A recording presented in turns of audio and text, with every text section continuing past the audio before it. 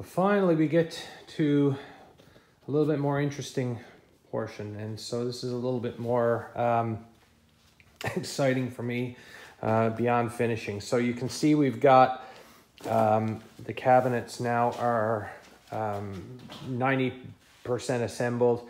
I still got a little bit of cosmetic stuff to do on the front, but obviously I have not put the tops on.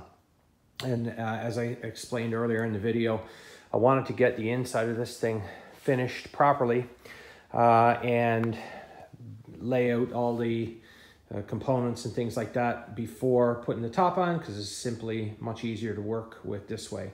So now you get a good look at my my crown jewel of this project, which is this work of art, which is the ALK Extreme Slope Crossover Network.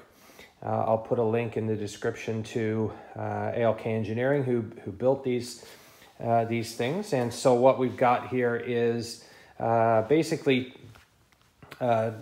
two separate portions of the network. So we've got the squawker and woofer crossover here, which is the ES500 Extreme Slope Crossover Network. We'll try to get a look here at if I can. So you see the ALK Engineering Extreme Slope, the various connections and so forth. This is the ES500, which is designed for La Scala build, and don't quote me on this exactly, but it's basically designed to separate frequencies at around the 500 hertz mark, which works well for this particular speaker. And what it means by extreme slope, again, you can refer to the ALK Engineering website for a very thorough explanation of how this crossover network works. But basically, the whole idea with the extreme slope network is that you don't get, or you get very little blending of frequencies between the drivers. And what that does, particularly in a speaker like this one, is it minimizes or close to eliminates any timing differences between the frequencies that you're hearing from, you're not hearing the same frequencies from two different drivers at two different times. And so so that's what this one's designed to do. And then the partnering tweeter network, you don't have to use these together. You could make this into a two-way with various other things, but I'm going to continue to use it as a three-way. And this is the E5800 tweeter crossover network, and you can see again, this one is incredibly well built, incredibly well designed, top quality engineering and parts, and it's an amazing couple of networks here, and the build quality is just unbelievable compared to the original networks. I mean, there's no comparison with these things. Anyway, what you can also see, if you're familiar with La Scala networks, these are quite substantially larger, and so it takes up a lot of the room in here inside the cabinet. And so so what I'm going to try to do here is figure out a good way to lay these things out. I've got the mid horn, which I'll put in place in here as well to figure things out, and I've got some connectors for the woofer to come up through the top of the cabinet here and so on. So we just got to figure out where all of this stuff needs to go. I'll get the holes marked for mounting points and things like that, and just much easier to do all of this while the top's off. Once I've got this done, I'll mark everything, take it all back out, and then we can get the top on the cabinet and proceed with finishing all the outside portion. But so far I'm pretty happy with the way this is turning out. It's really starting to look quite good. And everything's really lined up well and all that stuff. So I think I'm going to end up with a really good set of set of speakers here when I'm done. All right, so before I put the top cover on this thing, I had to check out some of the measurements and so forth. And what I discovered was that the height of the driver here on the tweeter that I'm using here, this B&C DE120 high-end driver, there's not enough room between the top cover and where this tweeter has to has to mount on the inside of the motorboard. And as a result of that, what needs to be done is we need to do a little bit of a recess out of the top cover here, so that when the driver is mounted on the faceplate, there's enough room for the driver to just to not brush up against the cover. And so nothing particularly fancy in here. I just routed out this section by hand, just whatever, just measured the center, just centered it here, measured the distance back, approximate width, a couple inches there, and just took out a little bit of a relief here out of the top cover. Again, nothing fancy. This will be inside, you'll never see it. Again, I did, best I could do here, sort of freehand, just to make it look good, or as good as I could. But anyways, this will do the job, and there will be plenty of room in there. So again, this section of the tweeter is not going to be banging up against the top of the cabinet.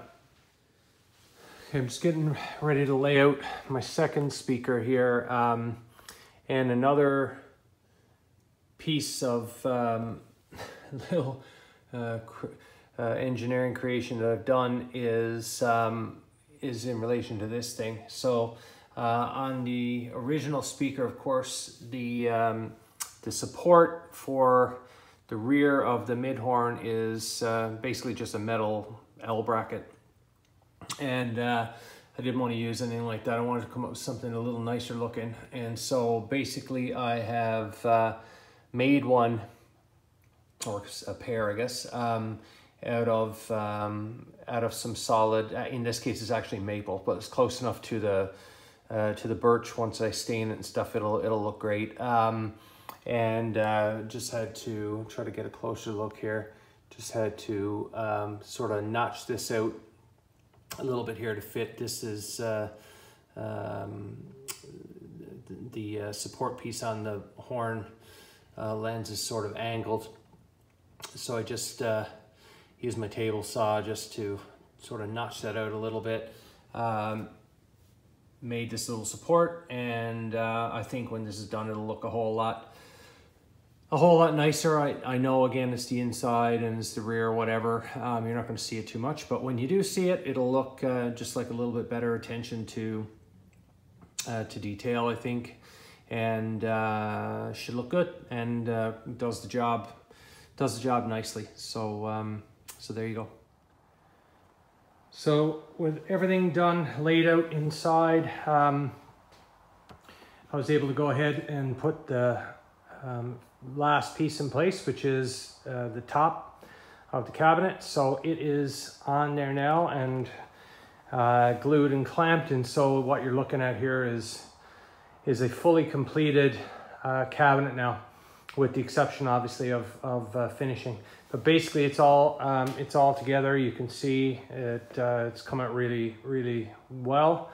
Looks good all around. Everything fit really, really nicely. I might have to do just a little skim here with the router, just a hair proud on that one. So, but that's no problem. Better a little bit larger than too small. So with the trim bit, that'll just skim off really, really nicely. I'm going to do edge banding, of course, to finish that side off as well. And then, and basically then on the front here, I'll continue on and finish with the hardwood strips all the way around, and that'll do a real nice finished job on that one as well. See if I can get around here to the back. I think it's time for me to clean up my workshop. So you can see here the back, and again, everything is nailed and clamped here. Just in case you're wondering, I didn't mention it earlier in the videos, but I used for the face nailing. Let's see if we can see it here. You just see a couple of the nails here. I used 18 gauge brad nails to hold this place, and so people say, oh, it's not strong enough. Believe me, it's plenty strong when it's glued and clamped. And with using the 18 gauge, this is a very small indentation here to fill in with wood filler, and there won't be any need. When I'm done with this, you won't see any of this stuff. It'll be really well hidden, especially, you know, once it's stained. And you'll never see these things under the finish coat unless you're really looking for it. And if you are, then you're not welcome in my house. So this will do a real great job. Better than having to, you know, kind of re-veneer the whole thing. Of course, that would have been another way to do this. Build these cabinets out of, you know, maybe something a little less expensive than the birch veneered plywood, but and then veneer it, you know, afterwards. But I chose to do it this way, and I think it'll be just fine for me to do it. I think it's a lot easier than trying to, you know, veneer this whole thing in my opinion. But anyway, this is what I've done. So it looks, as I said, I think it's looking pretty good, and everything is in here. You can see, I think from this angle, you can see, you know, all the holes and everything where everything was laid out. And it'll be just a matter of finishing the rest of this cabinet now and assembly, and we are done. So the cabinets are now basically complete. I have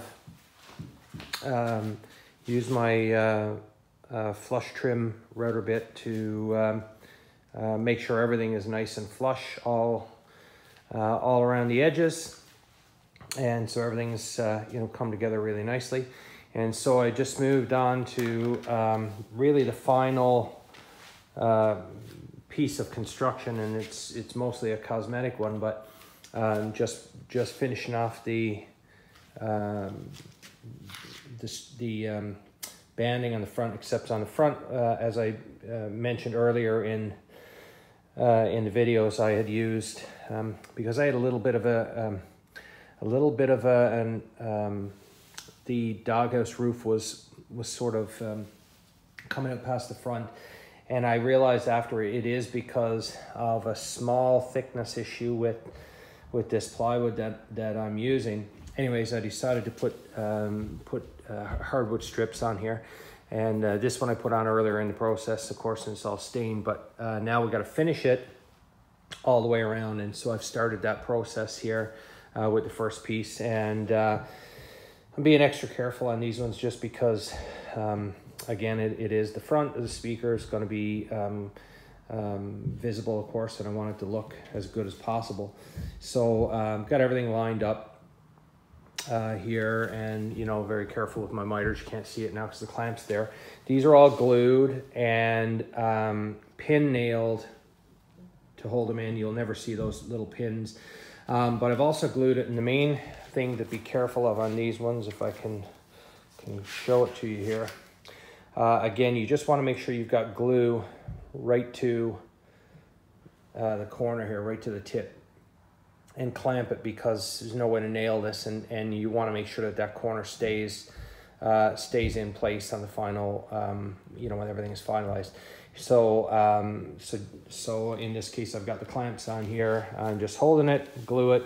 It'll take a little time, obviously, to get all the pieces on both speakers, but you know, this is the end game for this project, so I want to make sure it looks as good as as good as possible. And I actually think that this is going to look really better than the original factory design, which was, you know, everything just flush on the front. It kind of, I don't know, kind of looked a bit just like a big box. But I think this this edging, as I see it take shape, is going to look really really quite nice. And I think it's going to allow me, like I said, a bit more of an elegant kind of a solution here from a grill standpoint.